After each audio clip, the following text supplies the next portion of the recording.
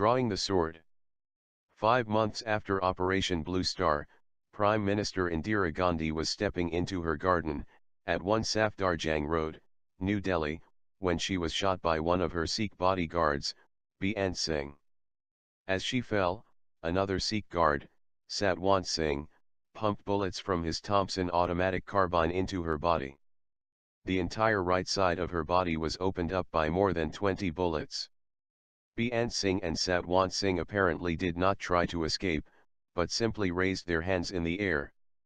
They were taken to a nearby guardhouse, where after some 20 minutes, officers of the Indo-Tibetan Border Police opened fire, killing Beant Singh instantly and wounding Satwant Singh. The Prime Minister was taken to the All India Institute of Medical Sciences amid much confusion and delay, but to no avail. Several hours later her death was announced on All India Radio. Eventually Satwant Singh, along with an alleged co-conspirator, Kher Singh, was hanged for the crime, but its repercussions are with us still. Sikhs both in India and overseas, had been talking openly about punishing Indira Gandhi for her role in Operation Blue Star for some time, and there were rumors of Pakistani and even CIA involvement in such plans, though no one has been able to substantiate them. The Thakur Commission, appointed to investigate the assassination, implicated Mrs. Gandhi's own special assistant, R.K. Dhawan. The government came up with a list of possible conspirators in an entirely separate assassination plot, including Simranjit Singh Mann, a former police officer and Akali Dal leader, Atinder Pal Singh, a leader of the All India Sikh Students' Federation, and 2 others. The charge of conspiracy to wage war against the government, and conspiracy to murder Indira Gandhi against those 4 men was however, withdrawn after Mrs. Gandhi's Congress party was defeated, in the parliamentary elections of 1989. In those elections, in fact, several militants, or people with known sympathies or connections to militants, were elected to parliament from various districts in Punjab. Although in custody at the time, Simranjit Singh Mann was elected from Tarn Taran, and Atinder Pal Singh was elected from Patiala.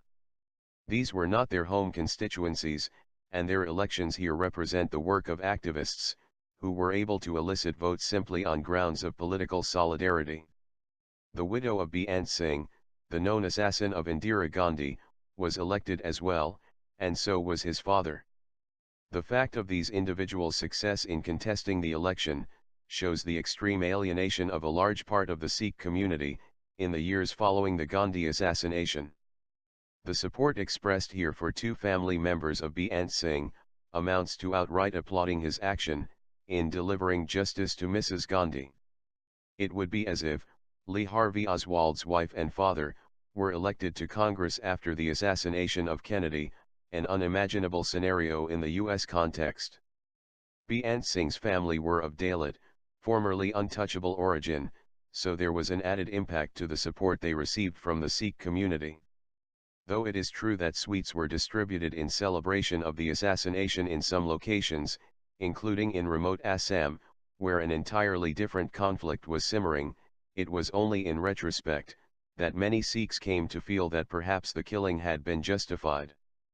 For in the days following the murder, Sikhs were brutally massacred in cities across North India, apparently with the complicity of police, as well as key figures in the Congress party. The jolt of Operation Blue Star was thus followed by a second shock to the sensibilities of Sikhs 5 months later, and it was this shock that prompted many to the position of solidarity with the militants, that would later be expressed electorally. One woman told me, "When I heard Indira Gandhi had been shot I was horrified.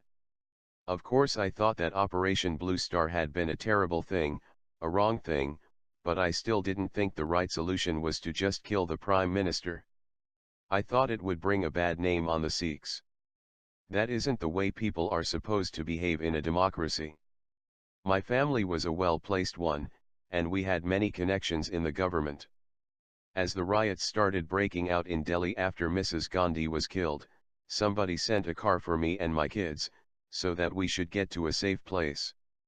We were hiding down in the back seat as the driver, a Hindu, took us through the streets. You would never believe that scene that was before my eyes. I couldn't comprehend that it was India, the same neighborhoods, the same places I had been through 1,000 times. People were on fire, literally on fire.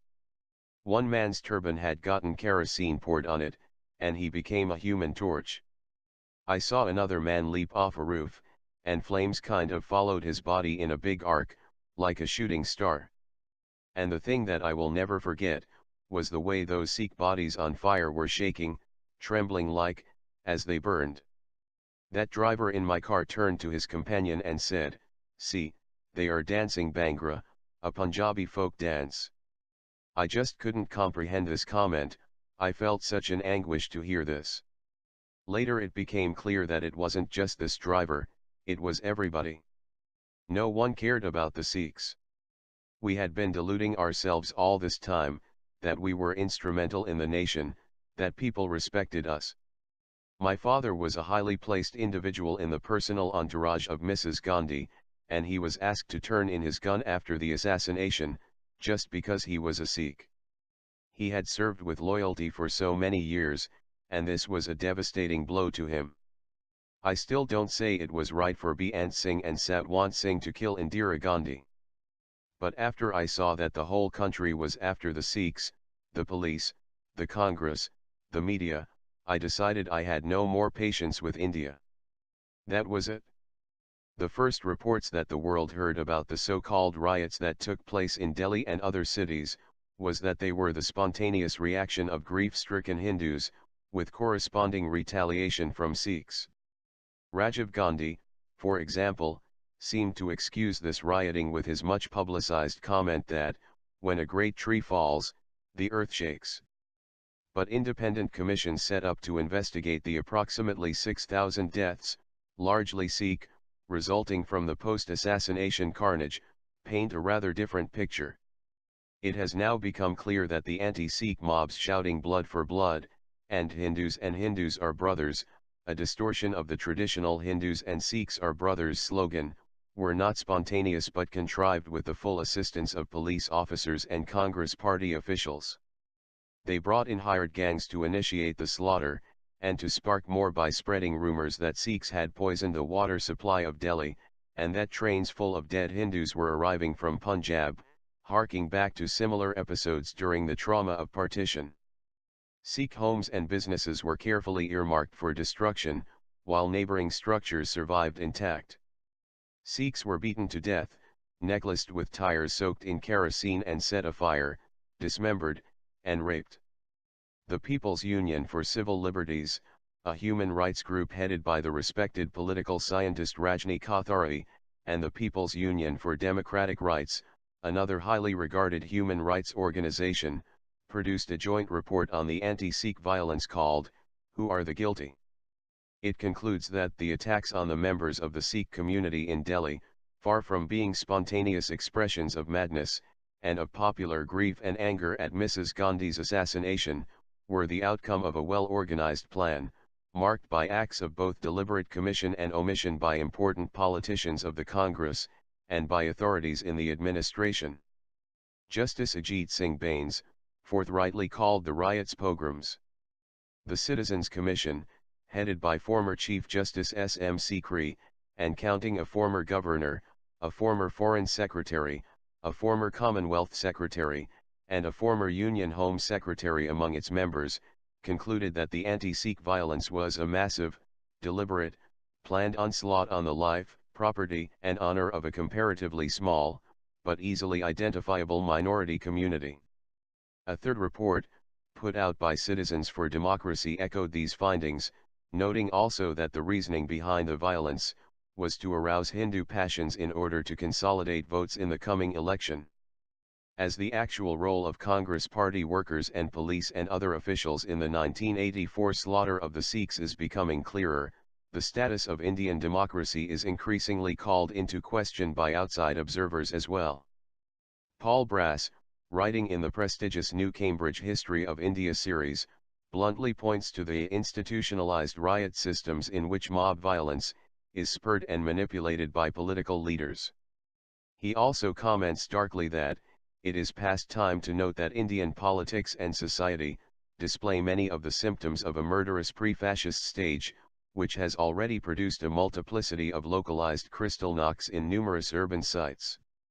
Though some will find the analogy with Nazi Germany here too extreme, both the explicit targeting of Amrit-Hari Sikhs as traitors following Operation Blue Star, and the clear earmarking of Sikh residences and businesses in the post-assassination carnage, speak to an incipient genocidal campaign. Though most Indians would condemn both, if phrased in these terms, restraints on media coverage meant that much of the nation received the explanations of Sikh treachery, and Hindu-Sikh communal rioting, without much protest. The urban elite human rights communities spoke out, but India as a whole remained silent. For Sikhs, this silence was deafening.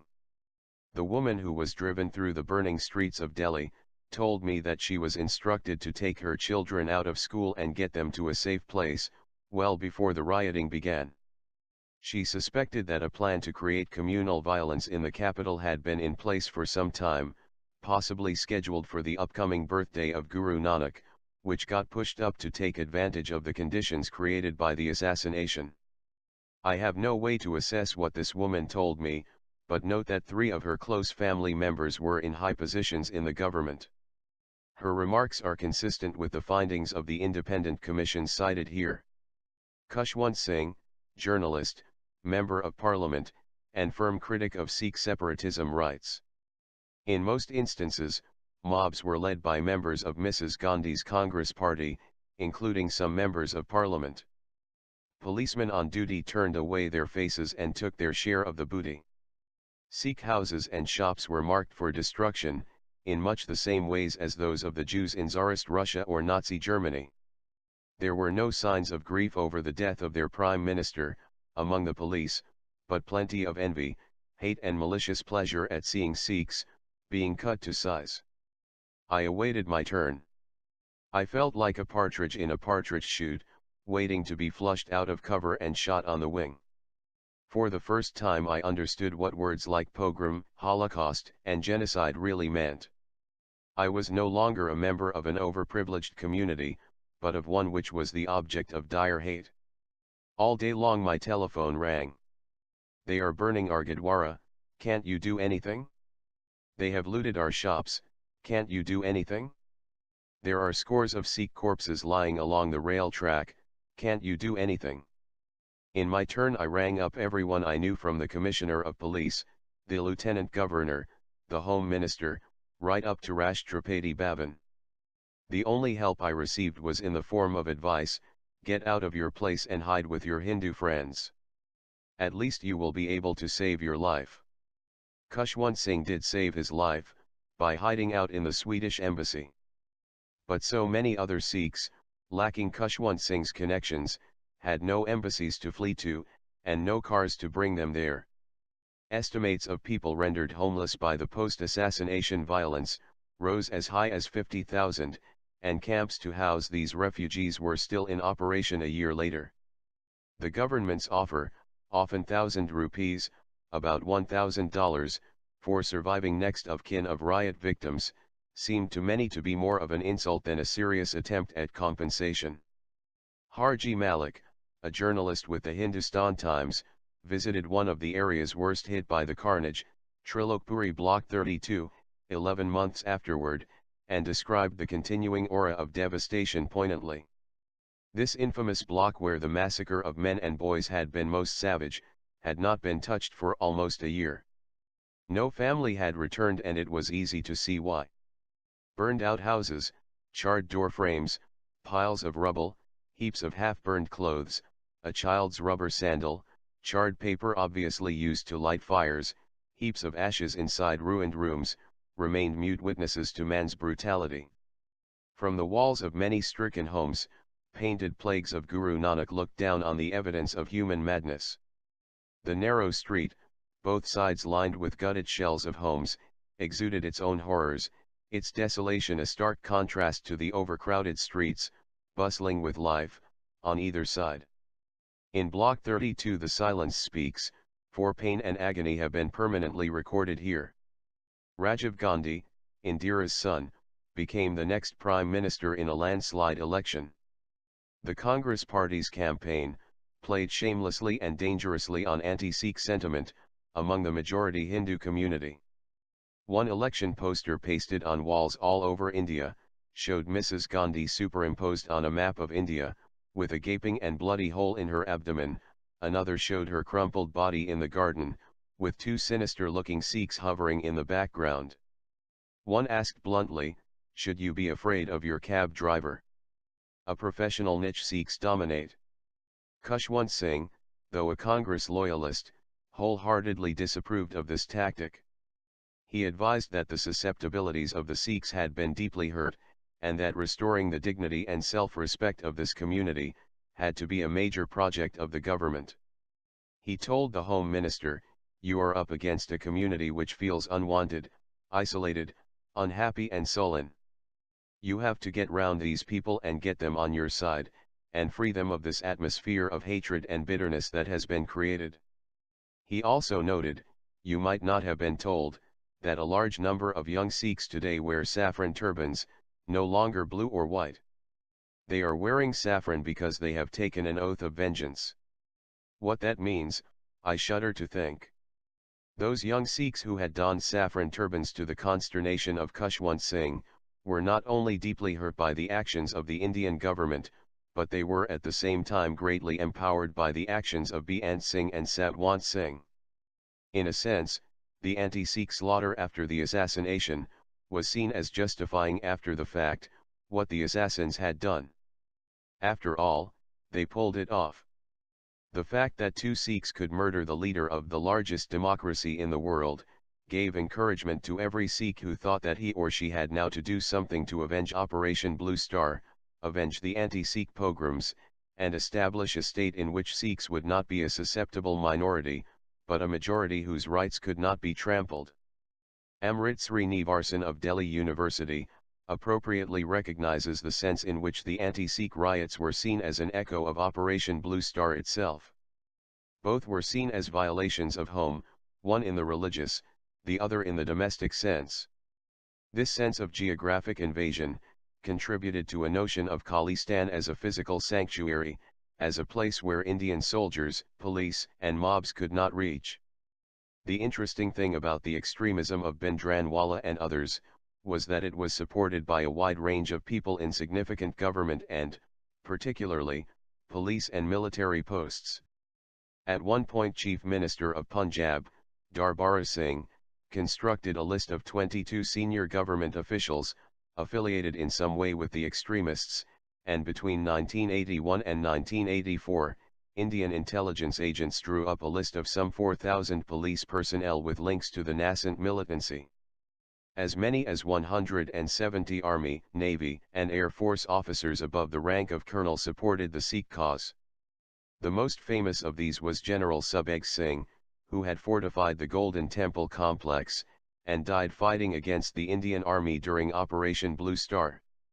Encounters between Sikh militants and police, and paramilitary forces in Punjab, occurred with regularity after November 1984, and a variety of guerrilla bands operated clandestinely in the cities, villages, and fields of the state. After a period of shock following Operation Blue Star, people seemed to be galvanized into action. Although Rajiv Gandhi reached an agreement with Akali Dal President Harchand Singh Longoval in July 1985, the Rajiv Longoval Accord, the mood among a significant section of the population had turned ugly. Longoval was shot by militants while speaking in a Gurudwara in August, for allegedly having betrayed the Sikh cause, by compromising with the son of Indira Gandhi. In April 1986, the independent state of Khalistan was declared, a formal military organization was established with a Panthik committee at its helm, and the movement coalesced into a definable force. As a condition of zulm, or oppression, descended upon Punjab, resistive zeal sprang up in every nook and cranny of the state.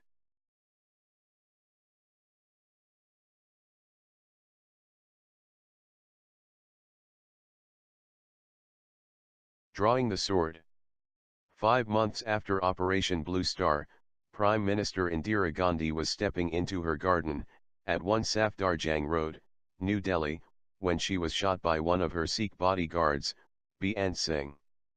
As she fell, another Sikh guard, Satwant Singh, pumped bullets from his Thompson automatic carbine into her body.